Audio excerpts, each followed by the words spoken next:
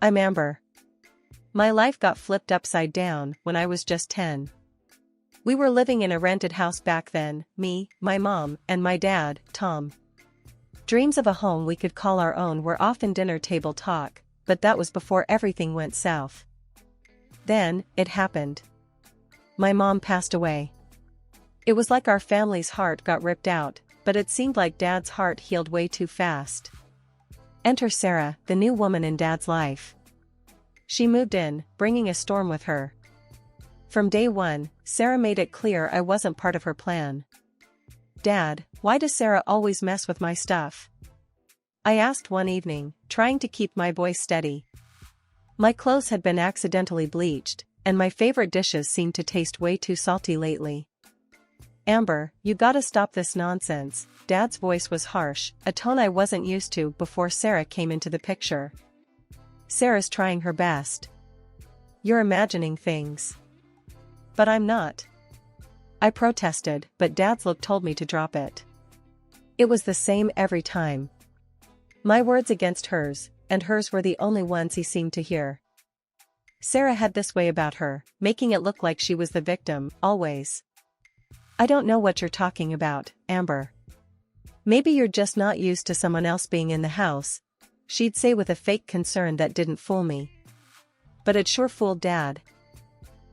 "I'm telling you, she's doing it on purpose." I'd cry out, but Dad wouldn't have any of it. "Enough, Amber. I won't hear another bad word against Sarah. You understand? You're the one causing trouble here. Keep it up, and there'll be consequences." He'd snap back, his patience with me wearing thin. It was like talking to a brick wall, only the brick wall used to tuck me in at night and read me stories. Things got so bad I thought about talking to Grandma about it, but I chickened out. She loved Dad so much, and telling her how he was acting now, how he was choosing Sarah over me, it'd break her heart. So, I kept it all inside, hoping maybe it'd get better, that Dad would see through Sarah's act. But it never happened. Sarah's little accidents became my daily dread. Clothes ruined, food spoiled, and the smallest of my complaints turned into World War III at home. "Dad, my jeans are ruined, look." I showed him one day, holding up a pair of jeans that looked like they'd had a one-on-one with a bottle of bleach. "Looks like you're not taking care of your things, Amber. Maybe if you were more responsible, these things wouldn't happen." Dad dismissed it like it was nothing, Sarah smirking over his shoulder. It was a losing battle, talking to him. My words bounced off him like they were nothing. It hurt, you know? Realizing that the superhero dad I grew up admiring was now firmly on the villain's side. My complaints, my feelings, they meant nothing to him anymore. Sarah had twisted our world around her finger, and I was the only one who seemed to see it. That's how it began, the story of my shattered family. A tale of loss, not just of my mom, but of the father I thought I knew.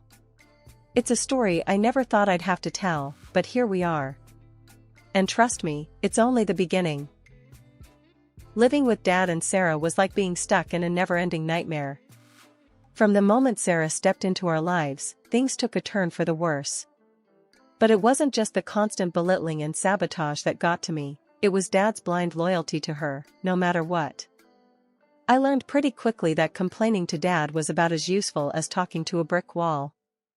Every time I brought up Sarah's antics, he'd brush it off like it was nothing, or worse, accuse me of making things up.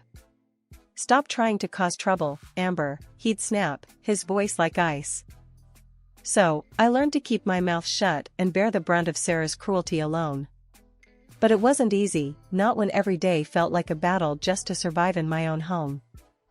The only reprieve came when Grandma came to visit. She lived in another city, so her visits were rare, but cherished. Whenever she was around, Sarah turned into a whole different person. Suddenly, she was all smiles, cooking up a storm and dressing me in the fanciest clothes, like I was some kind of princess. It made my stomach churn, seeing her act all sweet when I knew the truth. "Isn't Sarah just the sweetest thing?" Grandma would coo, her eyes sparkling with affection. I'd force a smile, nodding along even though I felt sick to my stomach.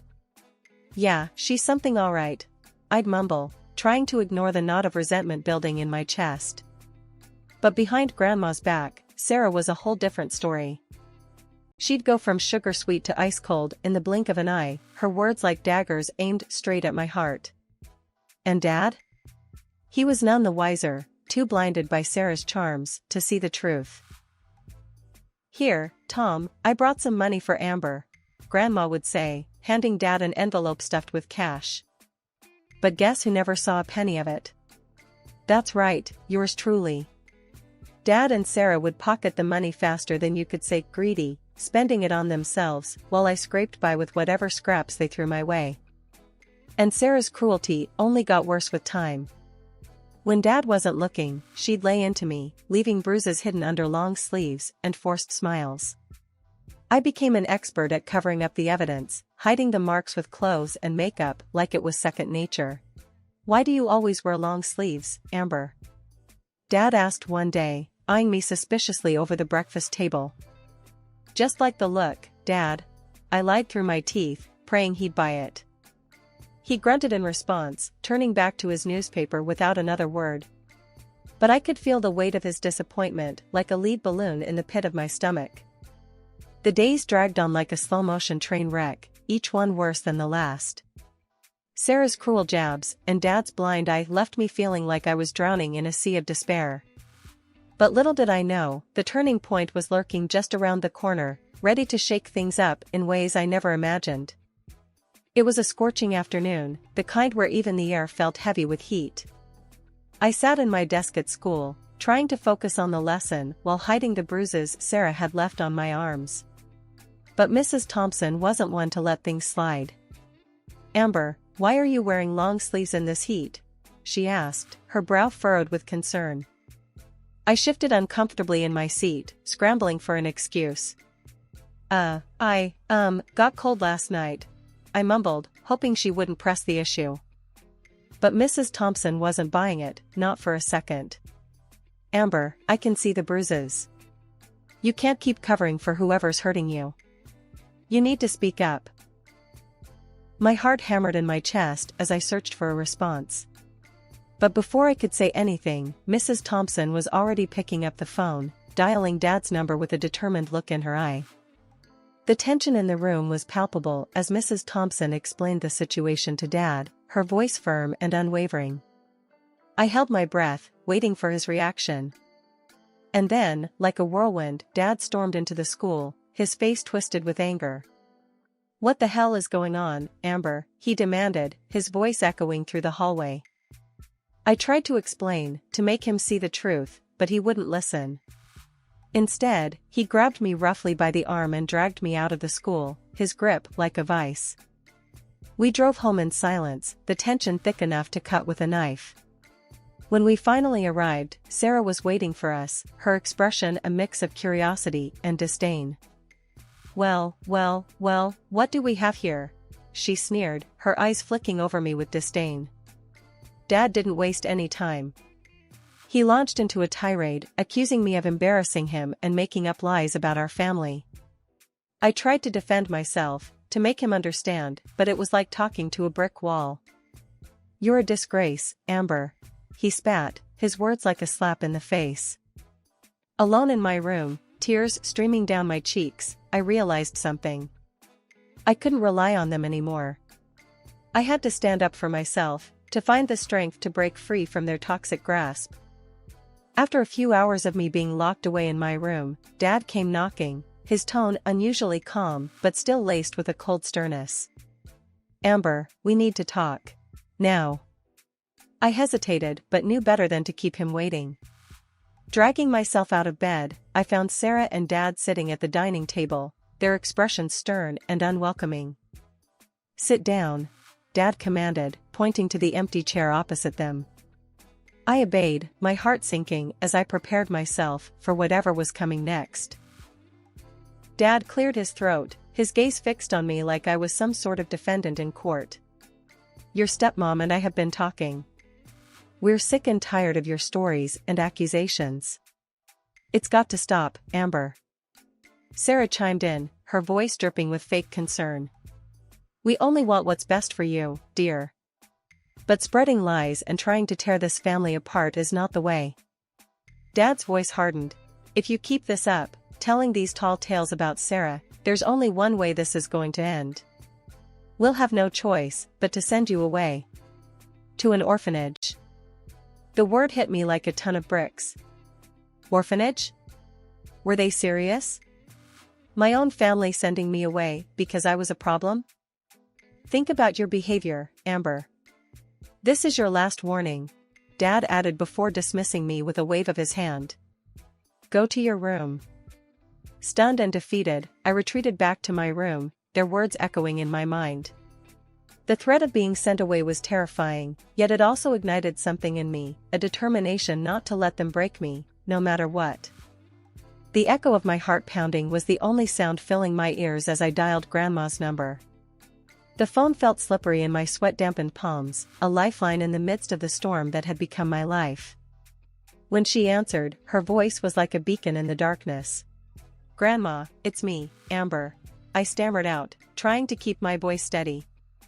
I need your help. What's wrong, dear? Her voice was laced with concern, cutting through the fear that had wrapped itself around me. Through choked sobs, I laid bare the truth of my existence under Dad and Sarah's roof. The hidden bruises, the whispered threats, their plan to discard me like an unwanted toy to an orphanage. Grandma's response was swift and decisive. Stay put, Amber. I'm on my way. Hours later, she was at our door, her presence commanding the room like a storm. Dad tried to block her path, puffing up in a display of authority he hadn't earned. You can't just take her, Mom. I'm her father, for God's sake.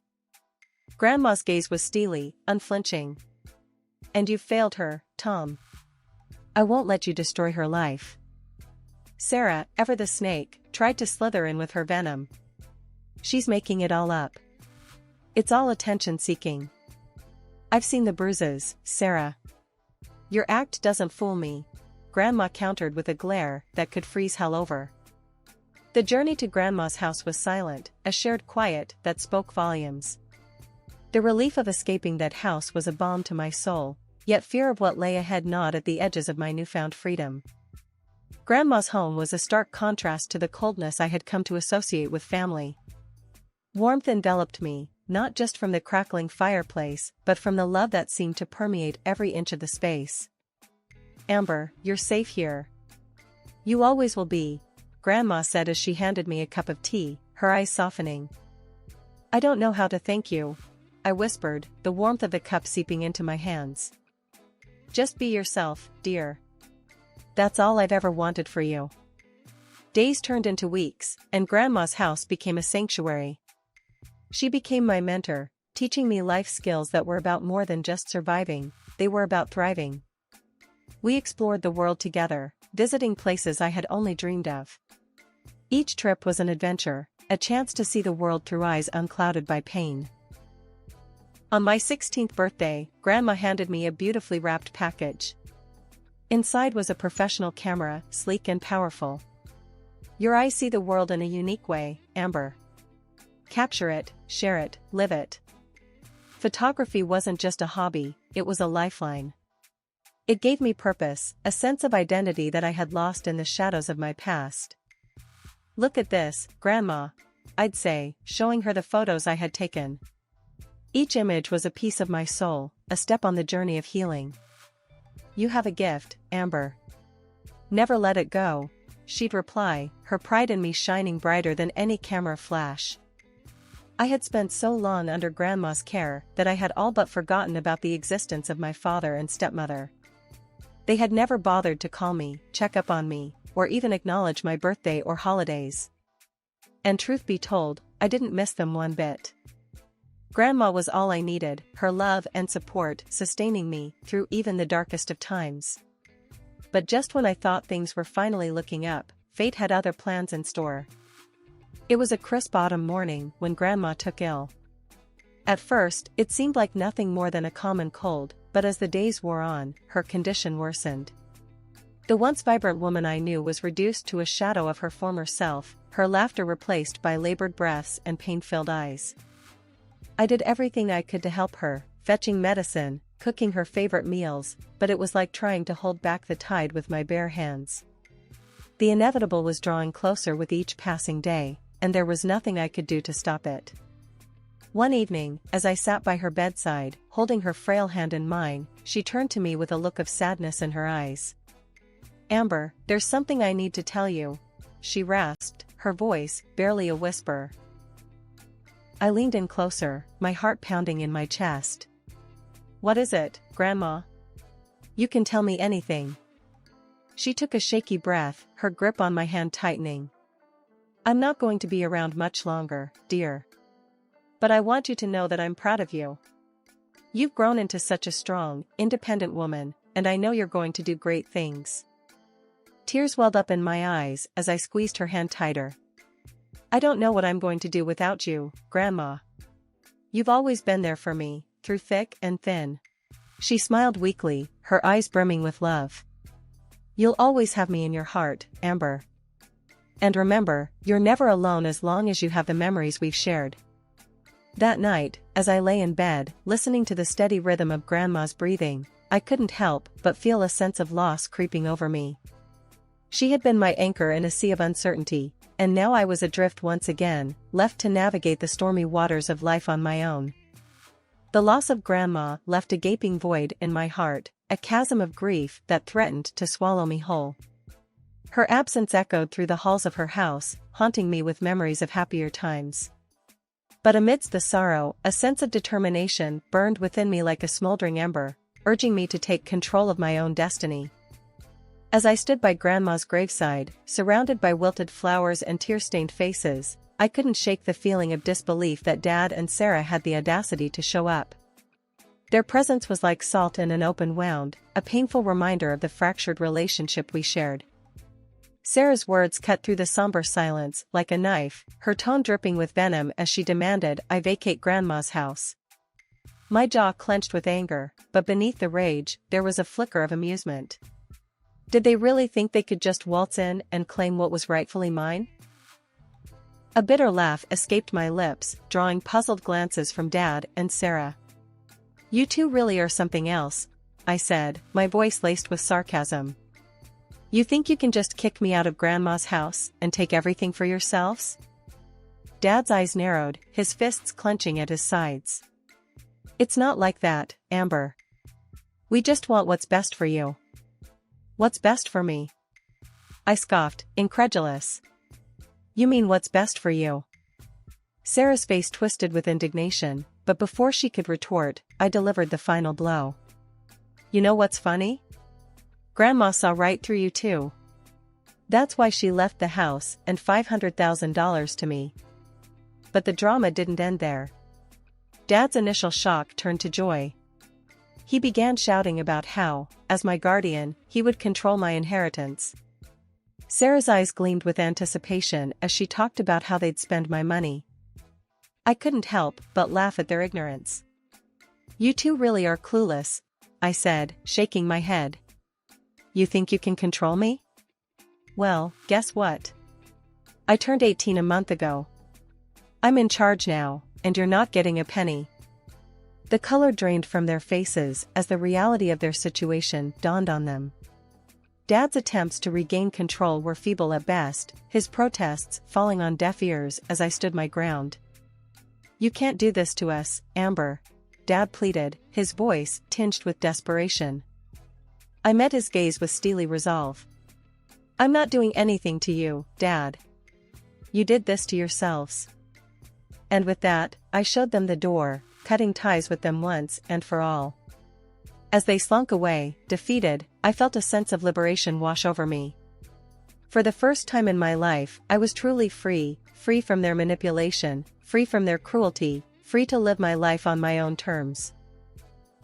The house felt empty, but it was a good kind of emptiness, like a blank canvas ready for a new painting. I knew I had a lot of work ahead of me, but for the first time, I felt like I was truly in control of my life. I decided to start fresh, to renovate the house and make it my own. The first order of business was to clear out all the old furniture and repaint the walls. I called up a friend, Jamie, who was handy with renovations.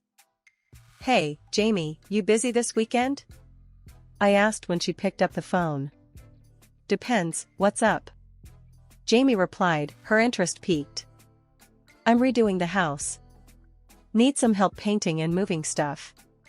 Plus, I could really use the company, I said, hoping she'd say yes. You had me at redoing the house. I'm in. Need to escape my own chaos here, Jamie said with a laugh. Jamie came over the next day, armed with paintbrushes, rollers, and a playlist that could keep us motivated for hours.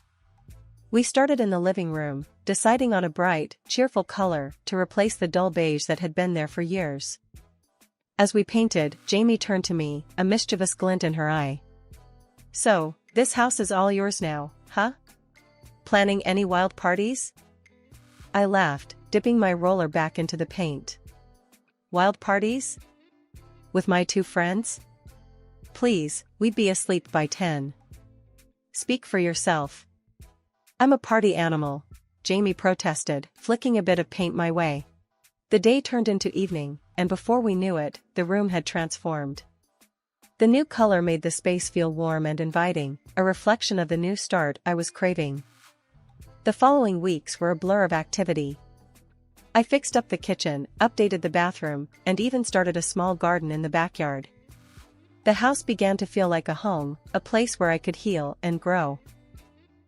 One evening, as I sat on the newly installed deck, admiring the sunset, my neighbor, Mr. Henderson, called out from over the fence. Place is looking good, Amber. You've been working hard. Thanks, Mr. Henderson. It's been a lot of work, but it's worth it, I replied, grateful for the acknowledgement. Need any help with that garden? Got some tomato plants that need a home, he offered, his voice friendly and warm. I'd love that, thank you, I said, touched by his kindness. It felt good to be part of a community, to connect with people who genuinely cared. As the days passed, I threw myself into making the house my sanctuary. I hung photos of my adventures with Grandma, filled bookshelves with my favorite novels, and turned one of the spare rooms into a photography studio. My passion for photography, sparked by the camera Grandma had given me, had grown into a full-blown hobby. One afternoon, while sorting through some old boxes in the attic, I stumbled upon a collection of Grandma's journals. Curious, I opened one and began to read. Her words were a window into her soul, full of wisdom, love, and a touch of sass. I realized then that, even in her absence, Grandma was still guiding me, still a part of my journey. It's been a whole decade since I've turned the page on what was a pretty rocky chapter of my life. At 28, things are looking up. I'm killing it as a lawyer in one of those high-flying firms, cruising around in a car that's as sleek as they come, surrounded by a squad of mates who are more like family, and yeah, there's this guy I'm seeing. Life in Grandma's old place has been nothing short of a blessing. Then, out of nowhere, my dad rings up. Haven't heard a peep from him in 10 years, and suddenly, here he is, popping up like a bad penny. Hey, Amber, it's me. He starts, his voice all shaky. I need your help. I'm like, who is this again, knowing full well who's on the other end. It's your dad. Listen, me and Sarah, we're in deep. Debt's up to our eyeballs. I wouldn't ask if it wasn't serious. I need money, kiddo. I couldn't help but laugh, the sound bitter even to my own ears. My dad, you say? Funny, I don't recall having a father. Especially not one who'd dump his kid and then show up a decade later with his hand out. He tries to cut in, but I'm not having any of it. No, you listen.